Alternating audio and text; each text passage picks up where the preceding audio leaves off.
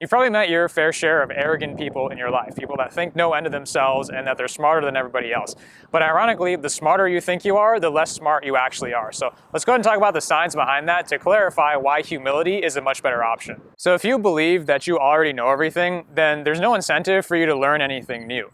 And that's where your development and improvement as a person stops. Because whether you like it or not, there's always going to be knowledge and information out there that you don't have. There's no such thing as a perfect person, and there's always improvements that you can make. And you add to that the fact that you're not always going to be aware of the fact that there's information out there that you don't have, because if you were, then you would have it. So as they say, you don't know what you don't know. So prime example, the lessons that I teach in my videos, it's not that I had some semblance of an idea that they existed when I was younger and that I just kind of uncovered them over time. It's that I didn't know that they existed in the first place, and that's why I made the mistakes that I did.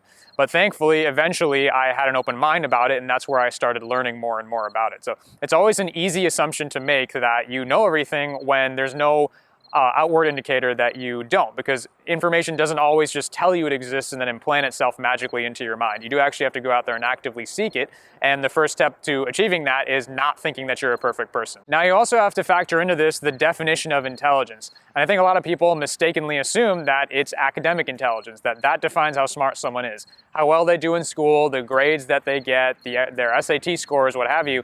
But that's just a very narrow definition of intelligence. There's so much more that goes into it than that. There's also wisdom and life experience that you have to respect. There's social intelligence, which is a big one. And if you try to claim otherwise, if you try to claim that there's just one dimension to intelligence, then you're just showcasing your lack thereof. And don't worry, if you haven't gone so far as to define intelligence and you think you're in the clear because all you're doing is going around telling people you're smarter than them, then you're still showcasing your lack of intelligence thereof, because it's socially unacceptable. It's disrespectful, it's condescending, and it's rather dismissive to go around telling people that, because you don't know how much smarter than you they might be, and you aren't taking advantage of whatever new information they could be offering you. And good luck trying to get it after you insult them like that. So truly intelligent people are not the ones that are standing up proclaiming to it. Instead, they're the ones that are sitting there silently, letting others talk, absorbing as much information as they can. So be humble. Don't go around bragging about stuff or trying to convince other people that you're smarter than them.